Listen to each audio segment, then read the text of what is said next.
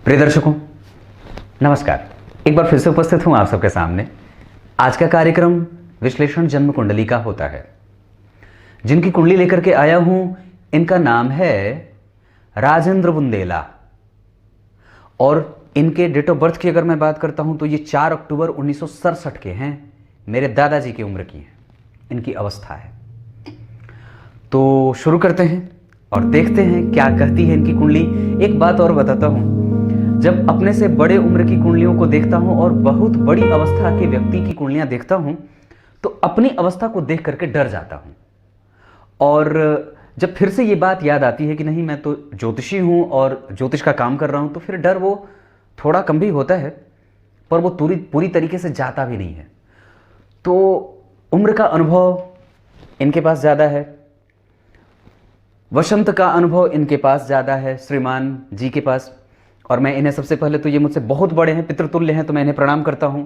और एक बात और कहता हूं कि विधाता का आशीर्वाद लेने से पहले तो ये बात कहूंगा कि इनकी कुंडली पे बोलने की शक्ति मुझे मिले, ऐसा परमपिता से आग्रह करूंगा और उनसे प्रणाम और प्रार्थना करूंगा।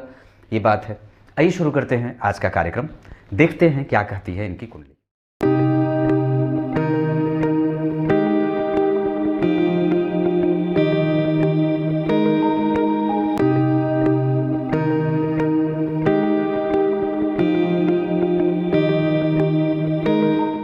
विक्रम संवत 2023, शक संवत 1889। जिस संवत्सर में इनका जन्म हुआ है उस संवत्सर का नाम रौद्र संवत्सर है। और इस संवत्सर में जन्मे लोग थोड़े कठिन होते हैं, प्रकृति से, स्वभाव से, और कठोर होते हैं, रौद्र होते हैं। नाम का प्रभाव कि तुरंत ही व्यक्ति उग्र, व्यग्र, चिंता, और व्यक्ति थोड़ा सा कठिनाई से स्थितियों को समझने वाला होता है। अपनी स्थितियों को लेकर के ये रौद्र संवत्सर थोड़ी सी अच्छी नहीं होती है। उस संवत्सर में प्रभाव थोड़े निगेटिव होते हैं, अन्न वगैरह की कमियां होती हैं, अधिकता की अधिकता होती है, अतिवृष्टि और अनावृष्टि की स्थितियां बन जाती है। 1967 की बात है और उस समय कुछ स्थितियां ऐसी होती हैं जहां पे अन्न के भयंकर कष्ट देखने को और नागरिकों को मिलते हैं देश के विभिन्न हिस्सों में। दक्षिणायन का जन्म है इनका, तो दक्षिणायन में जन्मे होने का प्रभाव अब तक आप लोग जान गए होंगे कि व्यक्ति का जो जीवन है वो पंचांग को ही देख करके, ये बात मैं बता दूं कि व्यक्ति के जीवन में दक्षिणायन में जन्मे होने के कारण व्यक्ति टॉप पे भी जाता है और बॉटम पे भी आता है। मतलब ऊपर और नीचे की स्थितियां बनी रहती हैं, कष्ट भी मिलते हैं और सुख भी मिलता है। पर कई बार व्यक्ति के जीवन में ऊपर जाकर के नीचे गिरने की स्थिति और अवस्था भी होती है। इस वजह से दम लगा करके मेहनत करना होता है, ये बात बनती है। शरद ऋतु, आश्विन माह, ये ठीक है।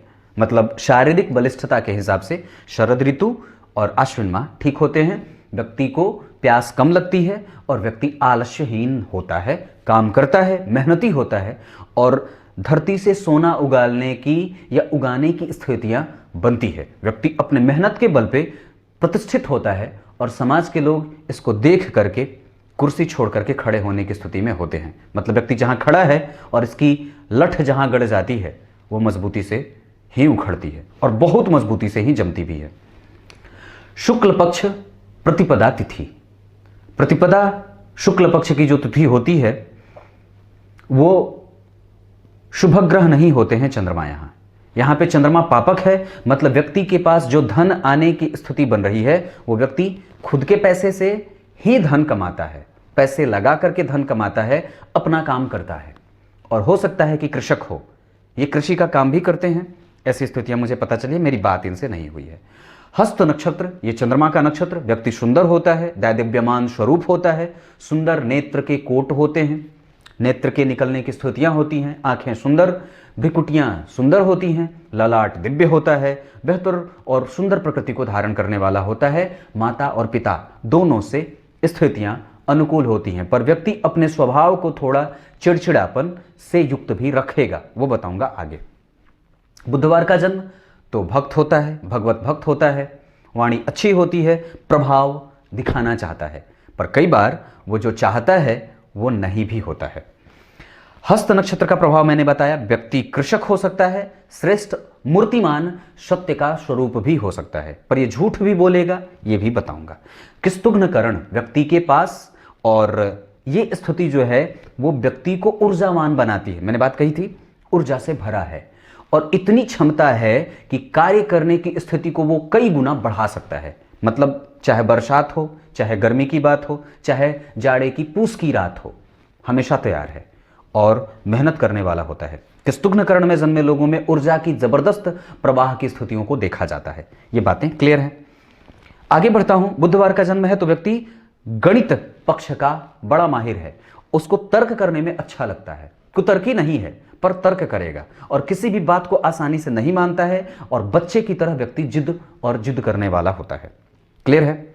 वैश्य वर्ण का है, देवगण का है, तो वैश्य वर्ण के होने के कारण लाभ और अलाभ की स्थितियों को समझता है और वो जानता है कि मुझे कैसी स्थितियों से निपटना है और कैसे स्वरूप को धारण करूंगा तो मुझे लाभ ज्यादा मिलेगा। दरअसल वो सामने वाले को देख करके ही अपना पैतरा बदल लेता है और कई बार बहुत ज्यादा स्ट्रैटेजिक हो जाता है चीजों को लेकर के, क्योंकि बुध है ना, वो चपल है।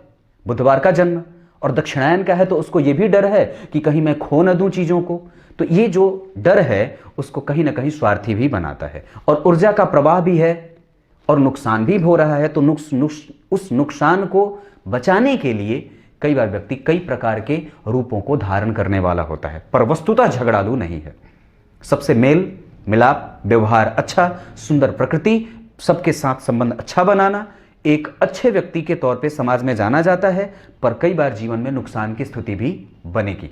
ये इनकी कुंडली का पंचांग था। पंचांग कैसा लगा जरूर बताइएगा। और अब आगे इनकी कुंडली में ग्रह स्थितियों को बता देता हूं। सबसे पहले बात, अब इनकी कुंडली में ग्रह अवस्था में अगर बात करते हैं तो सबसे पहले मुझे बात सूर्य की करनी होगी, क्योंकि ग्रहों के राजा सूर्य आत्मविश्वास के कारक होते हैं, श्रेष्ठतम स्थितियों से व्यक्ति को लेके जाते हैं। एक बात बताता हूं, ये तुला लग्न की कुंडली है। यहां पे सूर्य बनते हैं लाभ के अधिपति, 5 नंबर की राशि सिंह राशि, यहां के अधिपति हुए और जाकर के बैठे हैं धन का योग। अपने भाव से एक घर आगे गया हुआ ग्रह धनदायक होता है। क्लियर है। ये बैठे हैं 16 हंस 45 कला, हस्त नक्षत्र, चंद्रमा का नक्षत्र। ये अवस्था ठीक है, मतलब वो ग्रह परिणाम करेगा और मजबूती से करेगा। पर अब ये देखने वाली स्थिति है कि वो कैसे परिणाम देंगे। यहां पे ग्रह मित्र की राशि में बैठा है, क्योंकि मित्र की राशि में नहीं पर मित्रवत होकर के बैठा है, क्योंकि इस राशि में बैठा है और बुध एकदम निकट ही है, इस वजह से सूर्य परिणाम देने वाले होंगे। अब बात चंद्रमा की करूंगा। व्यक्ति की कुंडली में चंद्रमा की बात अगर करूंगा, मन मस्तिष्क और धन को लगातार एक दिशा में और एक सही तरीके से लाने के ग्रह होते हैं चंद्रमा। इनकी कुंडली में दशम भाव के अधिपति और जाकर के बैठे 12वें भाव में, यानी कि सूर्य भी बाहर और चंद्रमा भी बाहर। इसका एक अलग परिणाम होगा। 20 अंश के हैं, कुमार अवस्था के हो जाएंगे, क्योंकि ये राशि सम संख्या की है। हस्त नक्षत्र, अपने ही नक्षत्र में बैठा ग्रह बलशाली होता है और नक्षत्र के फलों को देने वाला होता है। यानी कि चंद्रमा मित्र की राशि में है, क्योंकि चंद्रमा और बुध बिल्कुल निकट जा रहे हैं। अवस्था भी कुमार की है, यह भी ग्रह फल करेगा, पर पापक है, क्योंकि शुक्ल पक्ष के प्रतिपदा के चंद्रमा पापक हो जाते हैं। पर पक्ष शुक्ल पक्ष का है, इस वजह से दांपत्य अच्छा होगा, वाणी अच्छी होगी और प्रभावित करने की क्षमता भी तीव्र होगी। अब बात मंगल की करूंगा। मंगल स्फूर्ति के कारक होते हैं, रौद्र रूप धरवाने वाले होते हैं। व्यक्ति आक्रामक होता है, बलिष्ठ होता है, भुजाओं में फुर्ती होती है, आलस्यहीन होता है। सौंदर्य को हटा करके व्यक्ति कर्म को, मेहनत और कर्म के मार्ग पर चलने वाला होता है। मंगल यहाँ पे वृश्चिक राशि के अधिपति होते हैं। उनकी दूसरी राशि का निर्माण देखिए जन्म कुंडली के 7वें भाव में हो रहा है।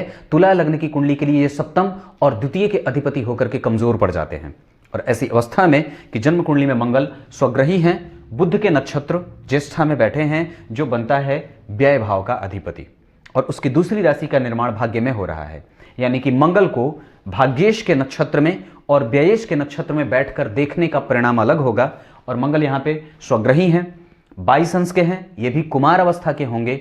ये भी स्थिति ठीक है, मतलब ग्रह फल कर रहे हैं। सूर्य भी फल करें, चंद्रमा भी करेंगे, मंगल भी करते देखे जाएंगे। कोई भी ग्रह निष्क्रिय नहीं हो रहा है। अब बुध की बात कर लेता हूं। बुध बुद्धिमत्ता का कारक होता है, गणना प्रधान, मेंटल स्टेट को मजबूत, निर्णय लेने में दिक्कत नहीं करता है और कंसंट्रेशन लेवल को बना करके रखता है। आपकी कुंडली में बुध बनते हैं भाग्य के अधिपति और 12वें के अधिपति, पर वो 12वें भाव से स्वतंत्र होकर के अपने प्रभावों को कमजोर और बिल्कुल नगण्य करेंगे। वस्तुतः बुध यहाँ पे भाग्य भाव का फल करेंगे। यहाँ के अधिपति होकर के वो गए हैं लग्न में, यानी कि भाग्य का साथ मिलेगा, क्योंकि प्रकृति में ही भाग्य जुड़ रहा है। दूसरी बात, बुध यहाँ पे 11 अंश के हैं, ये भी कुमार अवस्था को ही धारण करने वाले हैं। नक्षत्र देखिए राहु का, मतलब जड़त्व भी है और बुद्धिमान भी है, पर यह देखना होगा कि क्या कुंडली में जड़त्व दोष लग रहा है या फिर बुद्धिमानता का, यह बात समझने वाली होगी। ग्रह ये भी फल करेगा, और ये ग्रह तो वैसे भी मित्र की राशि में बैठा है, मित्रवत हो रहा है, संबंध भी ठीक है, क्योंकि शुक्र भी जन्म कुंडली में देखता हूं तो बिल्कुल निकट ही बैठे हैं, 2 डिग्री के, मतलब 2 घर पीछे। ये स्थितियां बुध को भी बल और बलवान बना रही हैं। लग्न में बुध मजबूत और कारक भी होता है।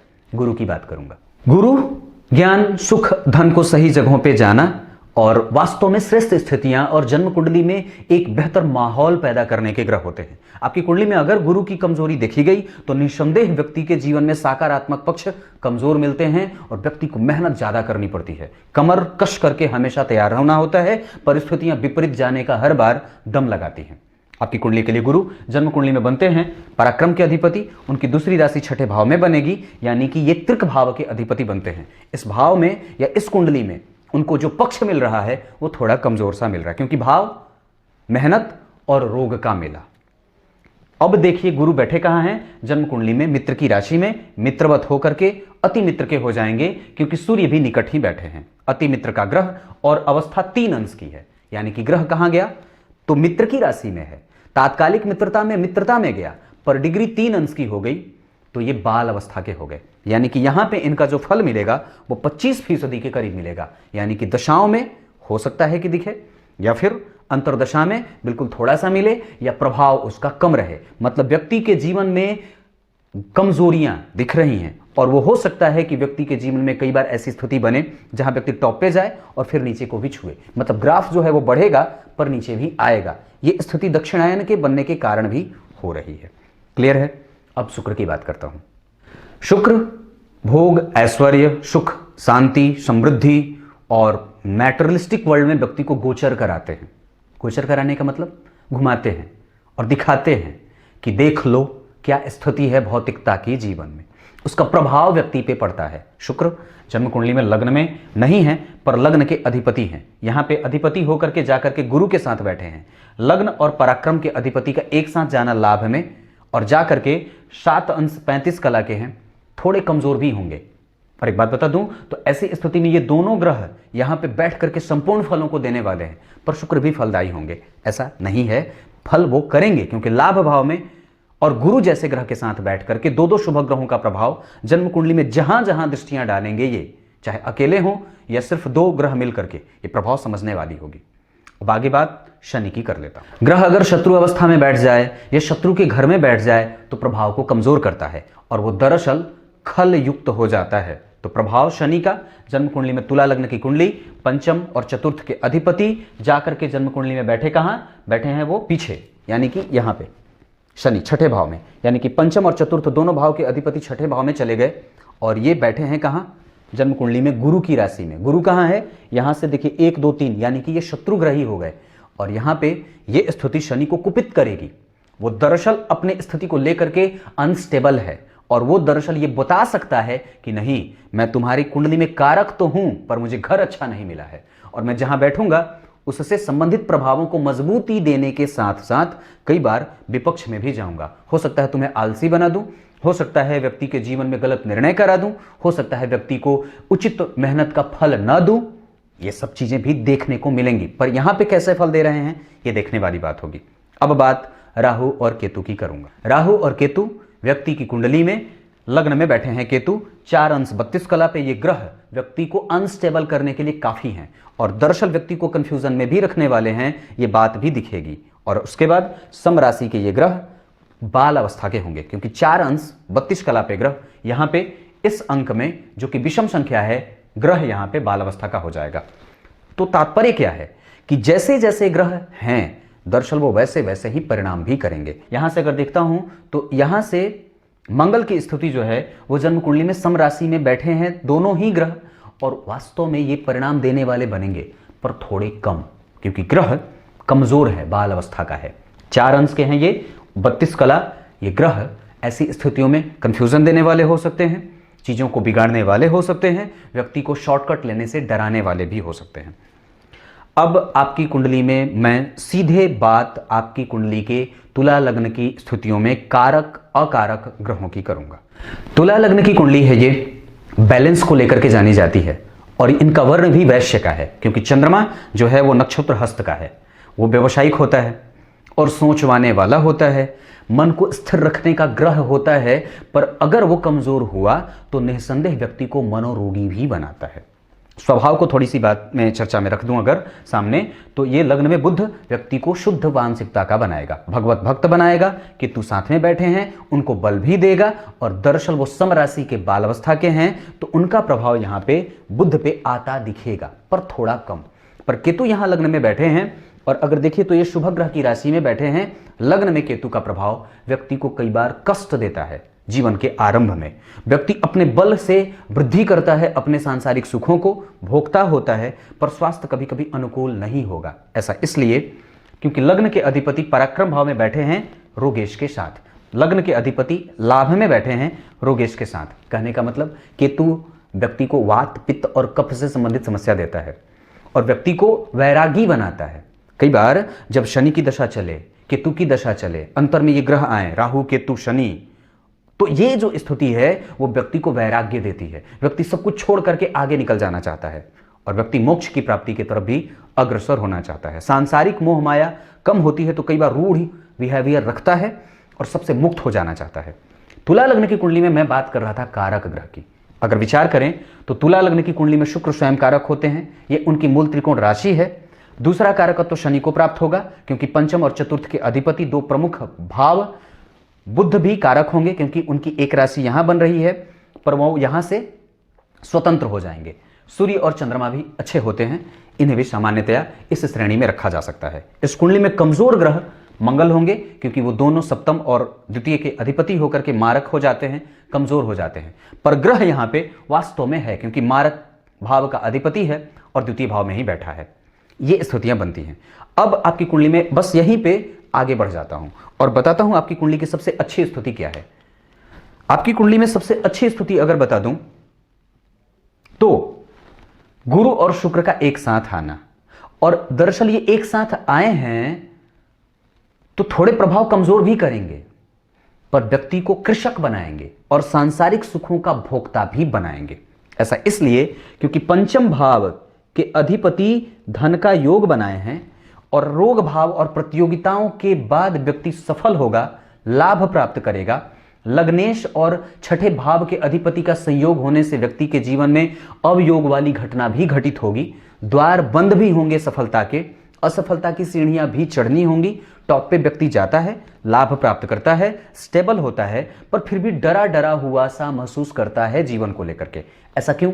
क्योंकि आत्मविश्वास है कमजोर और चंद्रमा अनस्टेबल है। ऐसा इसलिए क्योंकि चंद्रमा है शुक्ल पक्ष के प्रतिपदा का, वो डरा हुआ है और उसको लगा है अमावस्या दोष, और ये व्यय की स्थितियों को कई बार अंधेरे से युक्त रखता है। व्यक्ति अपने जीवन में व्ययात्मक स्थितियों में ऐसे कई बार गया है जहां वो उलझा है, ऋण में फंसा हुआ हो सकता है, पैसे फंसे हो सकते हैं, और व्यक्ति अपने मानसिक क्रियाकलापों के कारण और गलत निर्णय लेने के कारण कई बार अपने सुखों को प्रभावित किया है और उसे रोग में धकेला है। क्योंकि कुंडली ऐसे ही नहीं बनती है, कुंडली सजती है आपके कर्मों के आधार पर। और आपको क्या लगता है ये कुंडलियां यूं ही बन जाती हैं? बिल्कुल नहीं। ये कुंडली आपके पिछले कई जन्मों के कर्मों के बाद सजाई गई है विधाता के द्वारा, और जो महादशा चलती है वो भी कहीं ना कहीं व्यक्ति के कर्मों के आधार पर ही तय होती है कि दरअसल आपके जन्म होने के बाद किस दशा से आप भोगेंगे और कौन सी दशा आपको सबसे पहले थाली में परोसी जाएगी। अगर राहु की दशा है तो निस्संदेह पिछला जन्म बुरा हुआ था और बीता था, और कर्म भोगने को तैयार हो जाओ। ये बात कई बार दिखने में आती है। तो यहां पे व्यक्ति की कुंडली में बुध लग्न में बैठे और जन्म कुंडली में लग्न के अधिपति और लाभ के अधिपति और रोग के अधिपति का संयोग हो जाना, लग्न के अधिपति त्रिक भाव के अधिपति के साथ बैठे हैं। गौर करिए, ये मेहनत व्यक्ति को जीवन में रेगुलर करवाएगा, और सबसे अच्छी बात उनके दृष्टि का पड़ेगा, साथ बैठने का नहीं पड़ेगा। साथ बैठने का परिणाम यह हो सकता है कि व्यक्ति को सांसारिक सुखों का भोक्ता बना देंगे शुक्र, और महाधनी योग बना देंगे, धनवान योग बना देंगे। पर व्यक्ति को मेहनत तो करनी होगी, और उस मेहनत का परिणाम भी व्यक्ति को मिलेगा, क्योंकि शुक्र और गुरु जैसे दो दो शुभ ग्रह जन्म कुंडली के पंचम भाव को देख रहे हैं, और शनि यहां पे कारक होकर के व्यक्ति को जीवटता से मेहनत कराने वाले और धरती से सोना उगालने वाले बनाएंगे। यहां तक क्लियर है? ये एक सबसे अच्छी बात है। पर ये लाभ व्यक्ति को बहुत अच्छे तरीके से देने वाले हैं। व्यक्ति शुद्ध और संत होकर के किसी को बिना ठगे अगर कोई काम करेगा तो लाभ मिलेगा। मेहनत करे और आगे बढ़े, क्योंकि लग्न और व्यक्तित्व कहां जा रहा है? पराक्रम में। और पराक्रम के योग करके, पराक्रमेश के साथ योग करके प्रतियोगिता जीवन में बनी रहेगी और फिर प्रसिद्धि मिलेगी, क्योंकि कीर्ति का भाव यह है। मेहनत करने के बाद सफलता भी दिखेगी। ऐसा इसलिए क्योंकि यह मेहनत करने के बाद फल का भाव होता है। तो करो और पाओ, क्योंकि लग्न के अधिपति ही पराक्रम के साथ जुड़ रहे हैं। यह पहली सबसे अच्छी बात थी।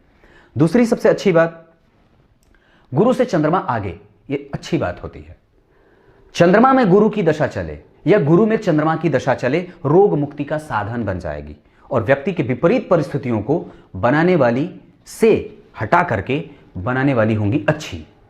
यह बात सही है, क्योंकि गुरु और सूर्य एक दूसरे के आगे पीछे ही बैठे हैं। और यह स्थिति कि व्यक्ति की कुंडली में पराक्रम भाव का अधिपति अपने भाव से पंचमस्थ होकर के बैठा है मित्र की राशि में, और उस पे जरा देखिए तो किसी भी ग्रह का कोई प्रभाव नहीं है सिवाय राहु के। मतलब राहु, शुक्र, गुरु, और जहां वो बैठा है उस भाव का अधिपति धन भाव में गया है। गौर करिए तो 11वें भाव के अधिपति 12वें गए हैं। ये भी धन का लाभ देने वाला बन रहा है। मतलब सपोर्ट 11वें भाव को पूरा मिल रहा है। इसके कारण व्यक्ति शौर्य, पराक्रम, श्रेष्ठ मति बुद्धि का, अच्छे कर्मों को करने वाला और मजबूत व्यक्तित्व का होता है, क्योंकि लग्न में ही जीवटता जुड़ी है। और जीवन में रेस लगाने की जो बारी है, लंबी घोड़ी या लंबे रेस का घोड़ा जिसे कहा जा सकता है, वो व्यक्ति बन सकता है, क्योंकि पराक्रम का अधिपति हर जगह से मजबूत है। उसमें राहु बल देंगे, मंगल की राशि में बैठे हैं। और जरा गौर करिए तो मंगल व्यक्ति को ऊर्जा देता है, क्षमता देता है आगे बढ़ने की, मेहनत करने की जो प्राबल्य है वो स्थिति में बहुत ज्यादा है। तो दूसरी स्थिति क्या थी? गुरु से आगे चंद्रमा और सूर्य का जाना। पर वस्तुतः यहां पे चंद्रमा को ज्यादा कहूंगा, सूर्य को कम। सूर्य निगेटिव है यहां पे, वो बताऊंगा कैसे। तीसरी जो सबसे अच्छी स्थिति है, धन भाव के अधिपति धन भाव में बैठे हैं। पर ये सिर्फ धन भाव के अधिपति होकर के धन भाव में बैठे हैं इस वजह से अच्छे हैं, पर वस्तुतः यहां पे इनके बैठने का प्रमाण और प्रभाव कमजोर होगा। और वो इसलिए क्योंकि जन्म कुंडली में धन भाव के अधिपति धन भाव में बैठे हैं, ये सकारात्मक होगा। धनेश धन में बैठना महाधनी योग होगा। वो गुरु से केंद्र में है, ये अच्छी बात है। इस भाव का कारक ग्रह गुरु इस भाव से केंद्र में है, 1 2 3 4। शुक्र जैसे लग्नेश के साथ है, ये अच्छी बात है। व्यक्ति तीव्रतम विकास करेगा और विपरीत परिस्थितियों से उलझ करके आगे बढ़ जाएगा। पैतृक संपत्ति का सुख भोगेगा। वाणी कठोर है, यह नुकसान है। वाणी प्रखर है, यह नुकसान है। वाणी कटीली है, यह नुकसान है। वाणी का प्रभाव नहीं है, यह नुकसान है। धन खर्च ज्यादा कर देता है, बजट बनाना मुश्किल होता है, और कई बार व्यक्ति उग्र होता है, झूठ भी बोलेगा, क्रूर बापक है ना वो, इस वजह से। पर एक बात बताता हूं, दरअसल वहां पे अगर गौर करते हैं तो इस भाव के कारक ग्रह केंद्र में गए, शुभ ग्रह शुक्र के साथ युति बनी। यहां का अधिपति ज्येष्ठा में बैठा है, बुद्धि चंचल, और मंगल वाणी को चंचल बना रहा है। उग्रता भी है, विष भी घुला है, और धन बचाने में मुश्किलें भी होंगी क्योंकि वो है पापक। पर धन है तो धन मिलेगा। पैतृक संपत्ति है, भूमि भवन वाहन आदि का सुख देगा, सांसारिक सुखों का भोक्ता बनाएगा, क्योंकि इसको सपोर्ट जब इस भाव को देखेंगे तो एकादशवां भी देखिए, तो एकादशवें भाव में स्वयं लग्नेश ही बैठे हैं। अब कौन बिगाड़ सकता है भला, जब लग्न के अधिपति लाभ में ही बैठे हों? तो कुंडली को मजबूती धन के मामले में श्रेष्ठता से देखी जा रही है।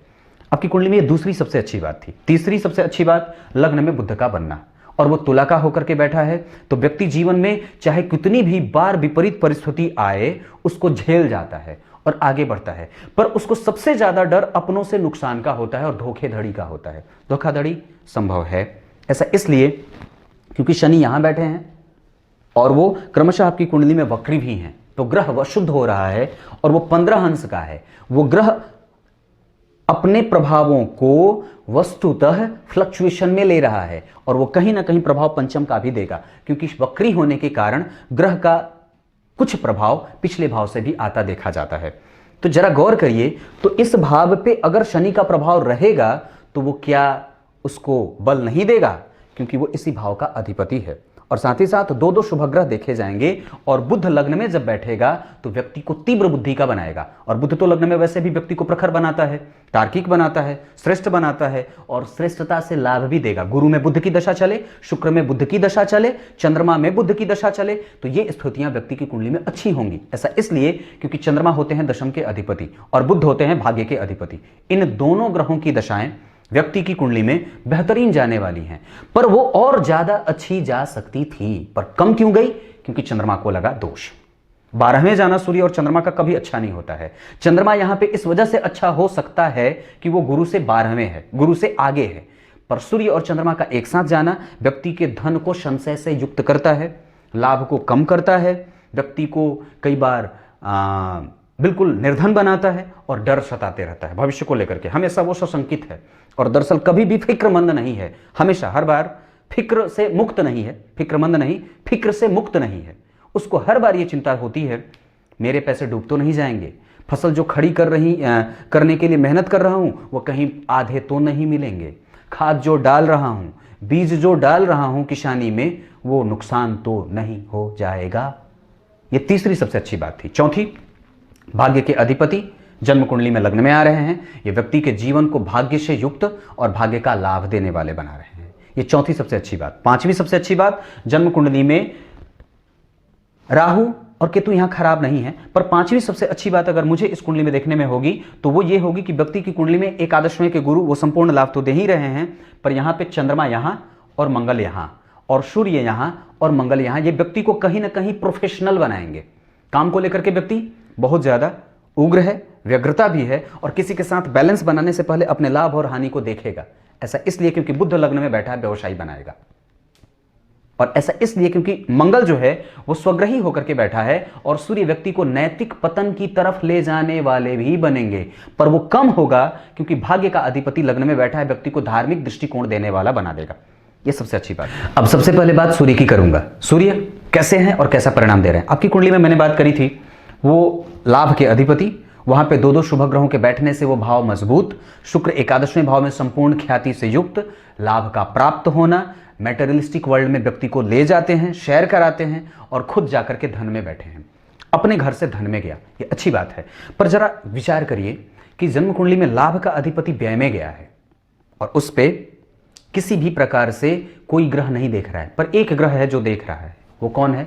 तो पंचम और चतुर्थ के अधिपति होकर के शनि की दृष्टि सूर्य और चंद्रमा पे है, और चंद्रमा गौर करिए है कमजोर, तो वस्तुतः सूर्य के 12वें जाने का प्रभाव यहां पे व्यक्ति को कमजोर करेगा और धन को अनस्टैब्लिश करता है, लगातार नहीं आने देते हैं।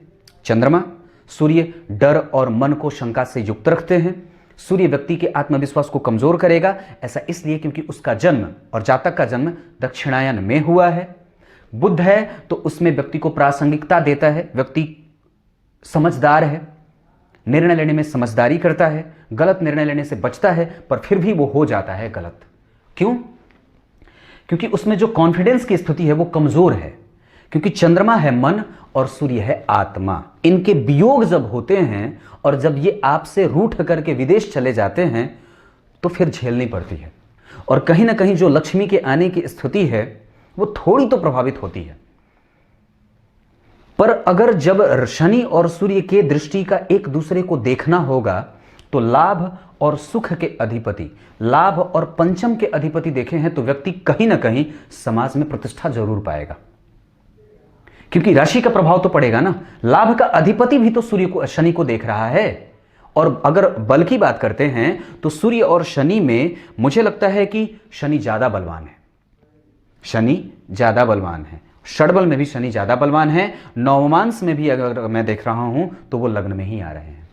इस वजह से यहां पे शनि का प्रभाव ज्यादा होगा। आलस्य ना करे व्यक्ति और शनि की दशा में बैरागी ना बने तो सब कुछ संभव है। वैसे इनकी दशा अभी शनि की ही चल रही है, तो उग्रता, व्यग्रता, व्यक्ति आसपास के लोगों में पहचान बनाने का काम करता है, मुखिया बनना चाहता है, पदाधिकारी बनना चाहता है, अपने प्रभावों को बढ़ाना चाहता है, सामाजिक ज़्यादा हो जाता है और कई बार बैरागी भी होता है। ये दोनों ही चीज़ें बढ़ेंगी क्योंकि सूर्य है लाभ है। यहाँ से इच्छित वर की प्राप्ति भी कराने की स्थितियों में सूर्य और शनि देखे जा रहे हैं। पर ऐसी स्थितियों में कि जब 12वें के सूर्य हों तो लाभ को कम जरूर करेंगे, पिता के प्रभावों को कमजोर जरूर करेंगे, माता के साथ संबंधों को कमजोर जरूर करेंगे क्योंकि वास्तव में वो हो रहा है कमजोर। अमावस्या दोष लगना ना व्यक्ति के जीवन में धन को अनस्टेबल करता है, रेगुलरिटी मेंटेन नहीं कर पाता है ग्रह, मन को तवज्जोहीन बना देता है और जितना प्रभाव पड़ना चाहिए था उसका वो मलिन हो जाता है प्रभाव, क्योंकि राहु भी आपकी कुंडली में लग्न पे असर डाल करके इस प्रभाव को बढ़ा रहा है। केतु आपको मलिन बना रहा है, चित्रा का बैठा है मंगल के नक्षत्र में, ये धन के कष्ट देता है और व्यक्ति के धन को कई बार स्वास्थ्य के पीछे, ऑपरेशन के पीछे, कष्टमयी स्थितियों के पीछे भी ले जाता है। तो ये दशाएं भी बनेंगी। अब मैं बात चंद्रमा की करूंगा, वो कर बैठा हूं। चंद्रमा 12वें हैं, मन कमजोर, धन कमजोर, मजबूती कमजोर है, वो कमजोर है। और चंद्रमा दरअसल आपकी कुंडली में दशम के अधिपति होकर के 12वें गए हैं। यहां अगर चंद्रमा की राशि बन रही हो और कहीं ना कहीं मंगल का भी इस पे प्रभाव है, जो कि नीच मतलब मंगल का प्रभाव यहां नहीं, छठे पे है और भाग्य पे है, यहां का अधिपति बुध लग्न में गया है। ऐसी स्थितियों में व्यक्ति कृषक होता है, व्यवसाय होता है तो व्यवसाय बेचता है, व्यवसाय करने वाला और करवाने वाला, साथ मिलकर के काम करने वाला, सबके साथ संबंध अच्छे विकसित करने वाला, अपने प्रभावों को लेकर के चिंतित होता है, समझदार होता है। अपने प्रभावों को लेकर के वो समझदार इस मामले में होता है कि लोग उसकी बात सुने, उनकी बात सुनी जाए, उसकी बात समझी जाए, ये स्थिति होती है। चंद्रमा यहाँ का अधिपति है, विदेश में बैठा है, तो कई बार व्यक्ति को अपने जन्म स्थान से उत्तर दिशा की तरफ या अपने जन्म स्थान से दक्षिण दिशा की तरफ बिल्कुल अपोजिट भी बनती है बात। पर सबसे ज्यादा लाभ जो मिलेगा वो व्यक्ति को दक्षिण दिशा का मिलेगा। क्लियर है? अपने जन्म स्थान से व्यक्ति दक्षिण दिशा की तरफ जाता तो लाभ मिलता। अगर शहरों की बात करता हूं तो आपकी कुंडली में सिंह राशि से लाभ मिल रहा है। सिंह राशि के शहर, सिंह राशि के लोग, जन्म कुंडली में मिथुन राशि के लोग, मिथुन राशि के शहर, मिथुन राशि की दिशा, ये लाभकारी बन रही है, लाभकारी बन रही है। मंगल धन के अधिपति धन में बैठे पर वाणी को कमजोर और वाणी को कलुषित बना रहे हैं और व्यक्ति कई बार अपने प्रभावों को लेकर के बहुत ज्यादा जब चिंतित होता है तो सामने वाले पे उखड़ पड़ता है और कुछ भी बोल बैठता है, जो कि बिल्कुल गलत है। क्योंकि आपके नैतिक पतन की स्थिति तो नहीं कहूंगा क्योंकि लग्न में बुध है, पर वो हो सकता है कि मित्र थोड़े अजीब से बनते हैं और कई बार मित्रों का नुकसान भी होता है। मित्रों के कारण व्यक्ति ऋण में फंस जाता है और उससे उबरना मुश्किल होता है। भवन आदि की स्थितियां कुंडली में हैं क्योंकि शनि इस भाव को संभाल रहे हैं। मंगल की चौथी दृष्टि यहां है, यह संपूर्ण शौर्य को विख्यात से युक्त बनाता है और शौर्य व्यक्ति प्राप्त करता है। उस मंगल की स्थिति जन्म कुंडली में यहां बन जाने के कारण व्यक्ति के वाणी में कांटे की स्थिति बन जाती है। व्यक्ति क्रूर बोलता है और बिल्कुल सामने से ब्लंट बोल देता है, सामने वाले को बुरा लगे या अच्छा, क्योंकि नैतिकता से युक्त जो स्थितियां बनाते हैं वो बनाते हैं सूर्य और व्यक्ति को यह समझदारी देते हैं कि किसे क्या बोलना है। पर वो अमावस्या दोष चंद्रमा और सूर्य दोनों बाहर जा रहे हैं, पर वो दोनों ग्रह कमजोर नहीं हैं, वो फल कर रहे हैं। तो हमेशा ही सूर्य की दशा और चंद्रमा की दशा अच्छी जाएगी और धन को लेकर के व्यक्ति के जीवन में और कैरियर को लेकर के व्यक्ति के जीवन में हमेशा एक आशावान ऑप्टिमिस्टिक प्रवृत्ति को धारण करवाएगी। ये बात है, पर डरेगा मन जरूर, क्योंकि उसका एक साधारण सा प्रभाव मैं देख रहा हूं। पर व्यक्ति कहीं ना कहीं अपने काम को लेकर के, अब यहां पे आप लोग ये ना सोचिएगा कि दोनों बातें मैं बोल रहा हूं, बिल्कुल नहीं। मैं ये बोल रहा हूं कि व्यक्ति अपने काम को लेकर के आशावादी प्रवृत्ति रखता है पर फिर भी डरेगा। किसको? नुकसान को लेकर के। पैसे लगाए हैं, कहीं नुकसान में तो नहीं चलेंगे। और किसी को भी जब पैसे दे देता है रात भर जागता रहता है, पैसे छूट तो नहीं जाएंगे, लेकिन भाग तो नहीं जाएगा, कहीं मेरा नुकसान तो नहीं हो जाएगा। ये एक छोटा सा डर व्यक्ति के दिमाग में हमेशा बैठा रहता है। ये बात है। बुध लग्न में है, यहां से स्वतंत्र होकर के इस भाव का वो फल नहीं करेंगे और भाग्य के अधिपति होकर के लग्न में ये व्यक्ति को बुद्धिमान, निर्णय करने में कभी कभी कष्ट भी होगा क्योंकि बुध राहु के बैठे हैं, पर राहु देख लेने के कारण राहु के प्रभाव को व्यक्ति को बहुमुखी बनाएंगे। व्यक्ति सब काम करेगा और जब कभी अगर पड़ेगा तो एक से एक और कलुषित कामों को भी कर सकता है।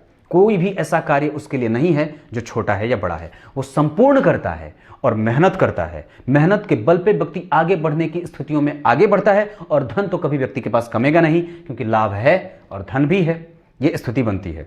पर मेंटेन करना कष्ट होगा, व्यक्ति को मेंटेनेंस करने में दिक्कत होती है, वो समझ नहीं पाता है स्थितियों को और भड़ से बोल देता है, क्योंकि मंगल का प्रभाव धन भाव का अधिपति है, धन भाव में उसमें उग्रता दे देता है, और व्यक्ति कई बार अपने ही पैसे अपने ऊपर खर्च नहीं करता है, और कई बार एस्टिमेटेड बनाता है कि ये करूंगा, पर हो जाते हैं कुछ और घटनाएं कुछ और घटित होती हैं। घटनाओं चेहरे पे कट फट, और कई बार रक्त बहते हैं शरीर से। व्यक्ति को मंगल की दशा में ध्यान रखना चाहिए एक्सीडेंट वगैरह का।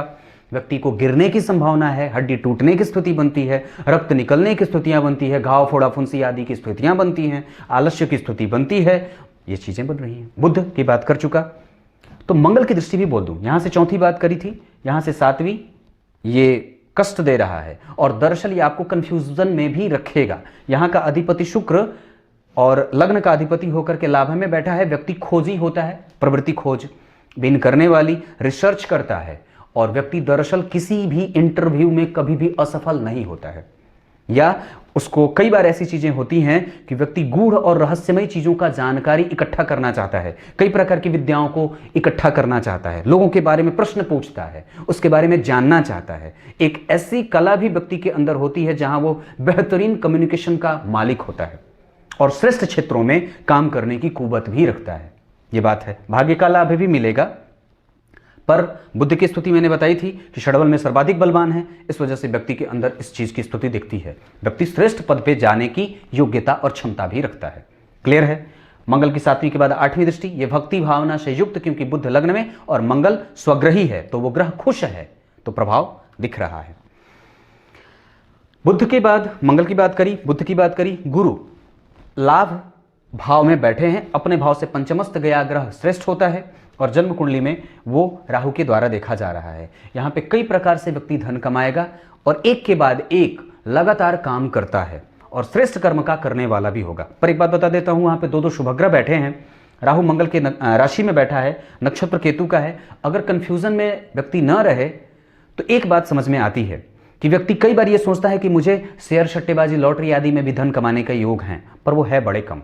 क्यों? क्योंकि चंद्रमा है बाहर, और ये स्थिति कहीं ना कहीं व्यक्ति की कुंडली में थोड़ी सी कमजोर कर रही है। पर एक बात बता दूं, अगर लगाना चाहते हो पैसे तो लगा सकते हैं, क्योंकि जन्म कुंडली में पंचम भाव का अधिपति भी धनदायक हो रहा है, और गुरु यहां के अधिपति होकर के जन्म कुंडली में मित्र की राशि में बैठे हैं, और उसके बाद यहां का अधिपति भी लाभ दे रहा है, धन भाव भी ठीक है। तो ये स्थिति बन रही है कि जहां व्यक्ति अगर चाहे तो कई जगहों से पैसे कमा सकता है। अब आगे बात गुरु की दृष्टि की करूं, तो गुरु यहां देख रहे हैं वापस उसी भाव को, यहां यश, कीर्ति और सम्मान देंगे, समराशि को देखेंगे, और यहां का ग्रह थोड़ा कमजोर है, क्योंकि वो मतलब नवमांश में वृश्चिक का हो रहा है, लग्न में बैठा है, तो काम रोकने का काम करेगा, पर प्रभावों को कमजोर भी करेगा। पर एक बात बता देता हूं, वो नवमांश में, चूंकि नवमांश इनका जो है वो वृश्चिक का बन रहा है, तो तुला को भोग करके वो आगे बढ़ा है, इस वजह से वो थोड़ा ठीक भी होगा, प्रसन्न है वो, क्योंकि अपने उच्च राशि को भोग चुका है। और दूसरी बात बता दूं कि गुरु यहां देख रहे हैं, ये संपूर्ण है, संतान का सुख, पति का सुख, पत्नी का सुख, दाम्पत्य का सुख, और व्यक्ति जो चाहता है उसमें गुरु का सपोर्ट मिलता है। नवी दृष्टि से यहां देखेंगे, गुरु राहु का योग है, तो दाम्पत्य में कई बार अगर कुछ खटपट होंगी भी चीजें तो आपकी ही के कारण होंगी, क्योंकि राहु और गुरु का यहां पे प्रभाव है, और बुध भाग्य का अधिपति है, तो दाम्पत्य का भाग्य और दाम्पत्य से सुख, दाम्पत्य को भाग्य का लाभ मिल रहा है। ये कारण बनती है, क्योंकि गुरु की दृष्टि तो है ना, पर वो त्रिक भाव के अधिपति हैं, पर पत्नी को प्रयास ज्यादा करनी पड़ती होगी जब आप रूठ जाते होंगे, तो ये बात भी है। और जन्म कुंडली में त्रिक भाव का अधिपति यानी कि तृतीय भाव के अधिपति होकर के जन्म कुंडली के लाभ में बैठे हैं, और वहां से पुनः वापस वो पराक्रम भाव को देख रहे हैं। व्यक्ति को स्मूथ मेहनत करने वाले और पराक्रम से, मैंने जो बात कही थी ना वो कि ऑप्टिमिस्टिक है, वो दरअसल इसी के कारण है, क्योंकि गुरु का प्रभाव जन्म कुंडली के पराक्रम भाव को पड़ रहा है, और वहां पे शुभ ग्रह के प्रभाव पड़ने के कारण कुटुंबजनों का लाभ भी मिलेगा, कुटुंबजनों से लाभ भी मिलता है। गुरु की दशा में जो छीट फूट घटनाएं होती हैं, कुछ चीज़ों को लेकर के जब व्यक्ति निगेटिव होता है अपने भाइयों से या छोटे भाई को विशेष करके, तो वो चीज़ें मेंटेन होती हैं और फिर वहाँ पे बिल्कुल सुलभ और समाधान निकल जाता है। गुरु की दशा में किसी भी तरीके की अगर घटनाएं घटती हों तो वो ठीक होने की स्थितियों में बनती है, चाहे वो अंतर में हो, प्रत्यंतर में हो या सूक्ष्मांतर में हो, वहाँ पे व्यक्ति को जीत हासिल कराने की स्थितियों में देखे जा रहे हैं। शुक्र लाभ में बैठे, लग्न के अधिपति बैलेंस कर रहे हैं अपने आप को, और जन्म कुंडली के रोग भाव के बैठे होने के कारण व्यक्ति के स्वास्थ्य को वो कई बार रक्त से और कई बार वात पित्त और कफ से, कई बार मांसपेशियों से और कई बार चमड़े की संबंधित समस्याओं को देने वाले बन रहे हैं। यहाँ पे शुक्र लग्न के अधिपति होकर के पंचम को देखेंगे तो यश, कीर्ति, सम्मान, दाम्पत्य में प्रेम है पर व्यक्ति बता नहीं पाता है वो तुला का। जब उसे बिस्तर की याद आती है तो संपूर्ण सुख भोगना चाहता है, क्योंकि सूर्य भी व्यक्ति को व्ययी बनाता है और आत्मविश्वास को वो कमजोर कर रहा है। इस वजह से कई बार एडमिट नहीं करता है चीजों को, अपनी गलती व्यक्ति स्वीकार नहीं करता है और जिरह करता है। ऐसा इसलिए क्योंकि चंद्रमा को है बल कम, उसे लगा है अमावस्या दोष, और बुध है लग्न में स्वाति का। वो व्यक्ति को बब्बर बनाएगा, व्यक्ति को तार्किक बनाएगा, कुटिल बनाएगा और समझने वाली स्थितियों को समझदारी से युक्त होकर के समझ जाता है कि नहीं मुझे यहां पे कैसे चलना है, कौन सी चाल चलूं। शतरंज का खिलाड़ी होता है वस्तुतः, क्योंकि गुरु वास्तव में ज्ञान भी तो देते हैं। बुध लग्न में भी तो बैठा है, मंगल तिकड़म बाज भी तो बना रहे हैं, और सूर्य तो किसी भी हद तक व्यक्ति को नीचे भी गिरा सकते हैं, 12वें हैं। ये बात है। नेत्र का ख्याल जरूरी है पर वो थोड़ा कम। चंद्रमा है तो बाईं नेत्र से संबंधित समस्या हो सकती है, इस बात का ख्याल रखना चाहिए। नेत्रों का विशेष ख्याल, अपने मस्तिष्क का विशेष ख्याल। ये भन्नाया हुआ है दर्शन, और छोटी छोटी बातों पे क्रोध भी करता है, क्योंकि स्वभाव में मूलतः मंगल का प्रभाव दिख रहा है, ये स्वभाव का भाव, और यहां पे उसकी चौथी दृष्टि भी पड़ रही है। तो गुरु भी कहीं ना कहीं मुफट होते हैं तो व्यक्ति को बोल देते हैं। शुक्र तो लगने से वो ऐसे ही उसके पास प्राबल्य है, क्योंकि वो जन्म कुंडली में पराक्रम भाव को लेकर के बैठा है, पराक्रमेश के साथ है, तो व्यक्ति ऊर्जा से भरा है। वो जो दूर तक जाने की जो क्षमता होती है वो गुरु और शुक्र एक साथ बैठ करके व्यक्ति के जीवन में डाल रहे हैं, ये बात बनती है। शनि जन्म कुंडली में बनते हैं पंचम और छठे के चतुर्थ और पंचम के अधिपति छठे में गए हैं। आलस्य न करें तो ठीक है, और व्यक्ति कृषक हो जाए तो ठीक है। खेती बाड़ी का काम करना, मशीनरी का काम करना, कृषि उद्योग से जुड़ करके काम करना, और कई बार व्यक्ति गणना प्रधान होता है, गणना करने वाला होता है, और कई बार ऑर्डर दे करके उसे फॉलो करवाता है। व्यक्ति पथ प्रदर्शक बनता है, लोग उसको देख करके कई बार उसके हिसाब से काम करते हैं, और उसकी राजनीति और रणनीति से लोग प्रेरित होते हैं, और दरअसल वो पुरोधा बन बैठता है। और एक बात बताता हूं, यहाँ जो भाव, इस भाव का जो अधिपति है, इस भाव से तृतीयस्थ गया है, और साथ ही साथ जन्म कुंडली में जो दशम भाव होता है, यहाँ पे शनि भी अच्छा फल करते हैं, सूर्य भी अच्छे परिणाम देते हैं, बुध भी अच्छे परिणाम देते हैं, गुरु कारक होते हैं, मंगल दिग्बली होता है, सूर्य दिग्बल क्षेत्र है, और यहां से पंचमस्थ होकर के शनि बैठा है, जो कि कहीं ना कहीं पंचम भाव का अधिपति है। यहां से व्यक्ति को शनि की दशा में व्यक्ति को मुखिया पद, अपने ग्राम प्रधान बनने की स्थितियां, और कई बार व्यक्ति कई लोगों का प्रतिनिधित्व भी करते देखा जाएगा। उसके प्रभावों को लोगों पे पड़ते हुए देखा जा रहा है। यह काम भी आपकी कुंडली में बनता है। शनि की तीसरी दृष्टि जन्म कुंडली में अष्टम भाव पे, यहां का अधिपति लाभ में लग्नेश होने के कारण आयु स्वयं जुड़ रही है, क्योंकि वो लग्नेश होने के साथ साथ अष्टमेश भी बनता है, और उस पे योग कारक और जन्म कुंडली के दो मतलब सबसे प्रमुख ग्रह जो तुला लग्न की कुंडली में शनि बनते हैं, आयु के कारक होते हैं। विपरीत परिस्थितियों में व्यक्ति को मेंटेन करने की जो क्षमता देते हैं, एकदम समझने वाली जो स्थितियां होती हैं, वो जन्म कुंडली में शनि दे रहे हैं, और वो बैठे भी हैं खुद के नक्षत्र में, मतलब ग्रह मजबूत है। यानी कि व्यक्ति को इसका सुख जहां से देखा जाता है, माता पिता, भाई बहन, पति पत्नी, दाम्पत्य, बच्चे, सब मिलेगा। और पंचम में यश, कृति, सम्मान, पद प्रतिष्ठा, गौरव और कीर्ति, ये सब मिलेगा। और जन्म कुंडली में दरअसल अगर बता दूं तो यहां पे व्यक्ति अगर जुड़ करके किसी के साथ आगे बढ़ के काम करना भी चाहता है तो कर सकता है, क्योंकि यहां का अधिपति तीसरे भाव के अधिपति यानी कि छठे, आठवें और तीसरे भाव के अधिपति एक साथ आ रहे हैं, और उस पे शनि की दृष्टि पड़ जाने के कारण व्यक्ति जिस पद पे अगर विभूषित होगा या जिस चीज को वो मेंटेन करना चाहता है, उसमें उसकी बल की वृद्धि होती जाती है, और दरअसल उसके पास इतनी योग्यता होती है कि वो आसानी से उसको बचा करके रख सके। लोगों का लाभ और पद का लाभ लंबे समय तक भोगता है, और अपनी स्थिति को लेकर के हमेशा ही जुझारू होता है। पकड़ता है तो छोड़ता नहीं है, क्योंकि मंगल है यहां, वो छोड़ने नहीं देगा। वो जिद और वो गुस्सा ऊर्जा, ये सब मंगल दे रहे हैं। मंगल की चौथी दृष्टि पंचम भाव पे है और उस वहां का अधिपति शनि धन का योग लगा करके अष्टम भाव को देखा, सातवीं दृष्टि से सूर्य को देख रहा है। ये कुंभिल बना देगा और व्यक्ति के प्रभावों को थोड़ा क्षीण करेगा। यहां पे वो प्रभाव ठीक दे रहा था क्योंकि मित्र को देख रहा था, पर यहां भी मित्र को ही देख रहा है, पर यहां पे बैठ गए हैं सूर्य, जो उसको देख करके वो कुपित हो जा रहा है और परेशान हो जा रहा है।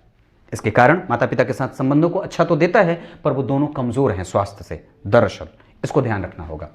शनि की 10वीं दृष्टि जन्म कुंडली में, 7वीं के बाद 8, 9 और 10 यहां पराक्रम, और गुरु भी यहां, तो शनि भी देखे जो कि पंचम भाव है, तो पराक्रम का लाभ, और पराक्रम भाव के अधिपति भी इसको देखे, लग्नेश के साथ उनकी वृत्ति बनी, और जन्म कुंडली में छठे भाव का तो शनि व्यक्ति को कभी भी हारने नहीं देगा, थकान से मुक्त रखता है। पर हाँ, एक बात कहता हूं कि जब भी शनि की दशा चलेगी तो आलस्य बढ़ जाता है, व्यक्ति रात भर जागता है और देखता रहता है टुकुर टुकुर, और उसके बाद व्यक्ति थकान से युक्त होता है, आते ही बिस्तर पे पड़ता है। राहु केतु की स्थिति जन्म कुंडली में व्यक्ति को बहुमुखी बनाएंगे, पर ये मंगल के राशि में है, अपने केतु के नक्षत्र में है, बुध उनको देख रहा है, और ये जो स्थिति है कि गुरु का भी प्रभाव है, तो जो यहाँ पे निगेटिविटी मिलेगी दरअसल वो व्यक्ति के जीवन में प्रासंगिकता है, इसकी जो एक स्थिति बन रही है जहां पे व्यक्ति को प्रैक्टिकल माइंडेड बनाएगा और व्यक्ति समझदारी से युक्त होकर के काम करता है। शॉर्टकट अपना ले तो लाभ मिल जाए। व्यक्ति धार्मिक नहीं है, प्रैक्टिकल ज्यादा है, पर वो सीखने की कला शुक्र दे रहे हैं, क्योंकि लग्न कुंडली में शुक्र लग्न के अधिपति होकर के, अष्टम भाव के अधिपति होकर के राहु से दृष्ट हैं, और राहु और केतु का प्रभाव अष्टम भाव से अगर बन जाए या अष्टम के साथ संबंध बन जाए, क्योंकि लग्ने के ऊपर और लग्नेश के ऊपर, दोनों के ऊपर शुक्र के प्रभाव पड़ने के कारण और राहु का प्रभाव पड़ने के कारण व्यक्ति के जीवन में व्ययात्मक स्थितियां भी ज्यादा बन रही है। ये गंभीर है बात और इसको समझना होगा, क्योंकि राहु का प्रभाव कहीं ना कहीं गुरु पे भी है, तो व्यक्ति तुरंत उग्र होता है, व्यग्र होता है, चिंता और चतुराई करना चाहता है। ये आपकी कुंडली थी। कल आपकी कुंडली के 9 मांस के साथ उपस्थित होगा। तब तक के लिए इजाजत दीजिए। बहुत बहुत नमस्कार।